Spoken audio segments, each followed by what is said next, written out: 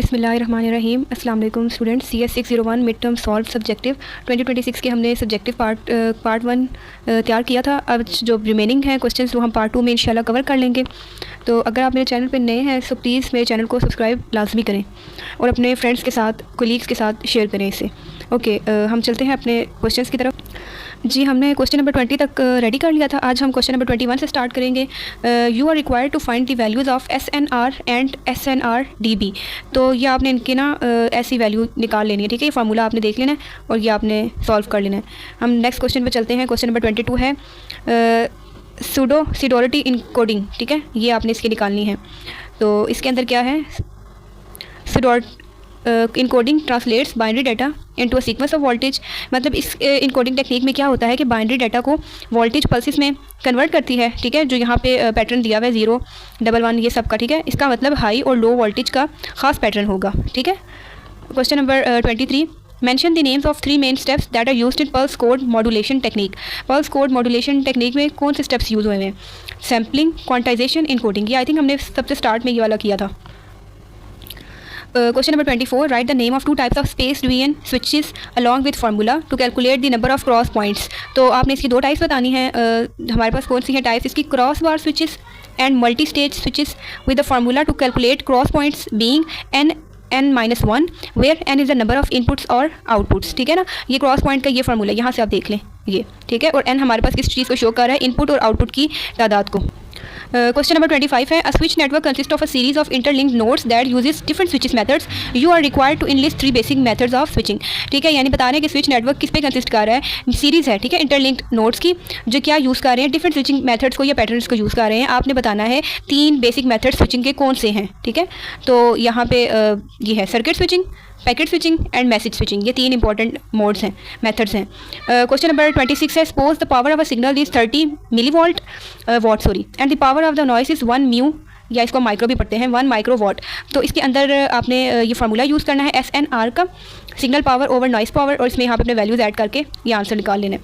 Question number 27, twisted pair cable क्या होती है? It is a type of guided media consisted of pairs of insulated copper wires. यहाँ से भी आप देख लें कि twist pair cable guided media की टाइप है जिसमें कॉपर वायर के पेयर्स को ट्विस्ट किया जाता है, ठीक है। ये ईथरनेट नेटवर्क्स में यूज़ होता है। क्वेश्चन नंबर 28, नॉइस SNR क्या होती है? SNR का एब्रीवेशन पता हो आपको? Signal to noise ratio measures the strength of a signal relative to the background noise level. यानी सिग्नल की स्ट्रेंथ को बैकग्राउंड नॉइस के मुकाबले में मेजर करता है, ठीक है। Question number 29, when we send a message on WhatsApp how many routes involved by using switch. इस तरह का कोई क्वेश्चन था, ये वो बताया। When sending message multiple routes में be involved depending on the network topology and routing algorithm use by the switch, ठीक है। ये नेटवर्क टोपोलॉजी पर और स्विचेस के राउटिंग एल्गोरिदम पर डिपेंड करता है कि उस टाइम पे कौन सा राउट इस्तेमाल हो रहा था। क्वेश्चन नंबर 30 है, 5 कंपोनेंट्स ये हो चुका है। Okay, question number 31, find the rate bit rate of 6 rate sample. एक ऐसा न्यूमेरिकल टाइप क्वेश्चन। ओके, इसके अंदर क्या है कि बिट रेट किसके इक्वल होता है? Simple rate multiply by bit पर सैंपल के। मतलब कि अगर सैंपल रेट का 6 किलोहर्ट्ज़ है और हर सैंपल 8 बिट्स का है तो बिट रेट क्या होगा, ठीक है। इसको आपस से मल्टीप्लाई कर देंगे तो हमारे पास बिट रेट निकल आएगा। Okay, question number 32, cross switch ये क्या होता है? इसको आपने बताना है। अगर आपको मेरी वीडियो अच्छी लग रही है तो काइंडली आप मेरे चैनल को सब्सक्राइब करें, ठीक है। और मुझे बताएं कि आपको और कौन सी फाइल्स चाहिए हैं तो मैं आपके लिए वो वाली भी वीडियोस अपलोड करूं, ठीक है। क्वेश्चन नंबर ये 32 है आई थिंक। क्रॉस स्विच हमारे पास क्या होता है? It is a type of switch used in telecommunication networks to connect multiple input and output lines, ठीक है। क्वेश्चन नंबर 33, ह्यूमन वॉइस को डिजिटल सिग्नल के ज़रिए बताना है अगर सैम्पल रेट 6 दिया हो, क्या स्टेप करना चाहिए? ओके, अगर जो ह्यूमन वॉइस है उसको डिजिटल सिग्नल बनाना है और सैम्पल रेट 6 किलोहर्ट्ज़ है तो सिग्नल को 6000 सैम्पल्स पर सेकंड की रेट से सैंपल करना पड़ेगा, ठीक है। ये आपके इसका आंसर ये है। ये जितने भी क्वेश्चन रिपीट हो रहे हैं ना तो आपने इनको अच्छे से रेडी करना है।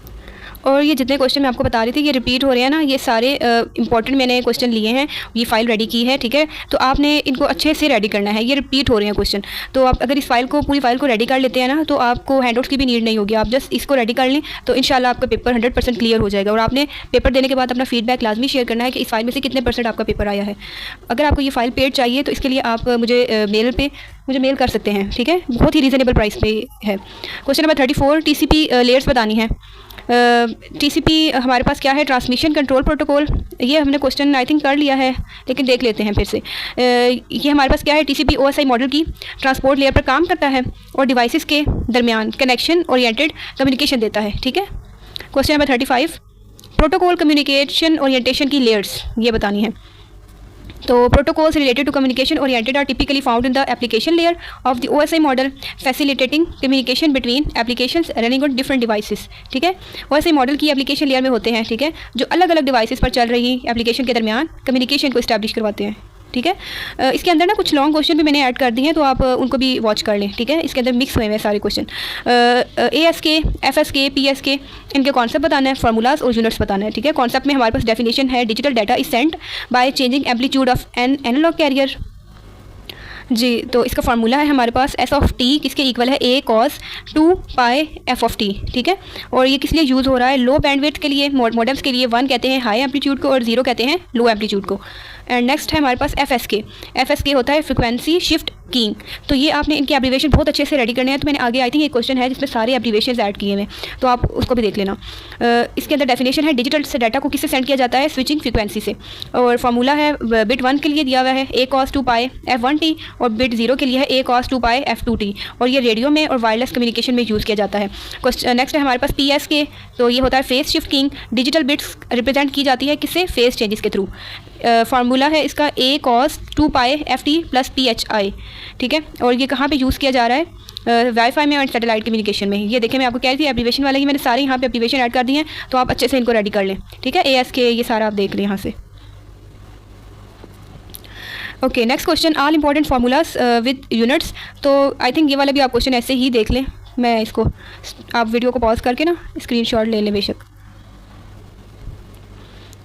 नेक्स्ट है Shannon capacity formula. Bit rate होता है which is equal to bits per second, और डेफिनेशन क्या है, नंबर ऑफ बिट्स जो ट्रांसमिट हुए हैं पर सेकंड में। बॉड रेट हमारे पास क्या है, सिग्नल यूनिट्स पर सेकंड। ठीक है ना, नंबर ऑफ सिग्नल्स जो कि पर सेकंड में कितने ट्रांसमिट हुए हैं, या फिर सिंबल्स भी हो सकते हैं। Bit rate and baud rate का रिलेशन बताना है, ये होता है baud rate multiply log of 2L। L हमारे पास नंबर ऑफ सिग्नल लेवल्स हैं। क्वेश्चन नंबर इसका 4 है, बैंडविड्थ फार्मूला बताना है, F maximum minus F minimum. ये ऐसे भी लिख सकते हैं आप।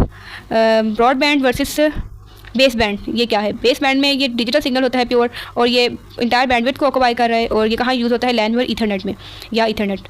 और ब्रॉड बैंड ये मल्टीपल चैनल के लिए यूज़ किया जाता है, मॉड्यूलेशन यूज़ कर रहा है, और टीवी केबल्स और इंटरनेट कनेक्शन में इसका यूज़ हो रहा है। AMI हमारे पास क्या है, अल्टरनेट मार्क इन्वर्जन। लॉजिकल 0 का मतलब है नो वोल्टेज। लॉजिकल 1 कहते हैं अल्टरनेटिंग, या तो प्लस V वोल्टेज है या नेगेटिव वोल्टेज है। नॉइस रिडक्शन के लिए भी अच्छा है, और DC कंपोनेंट इसमें नहीं यूज़ की जा रही। ठीक है,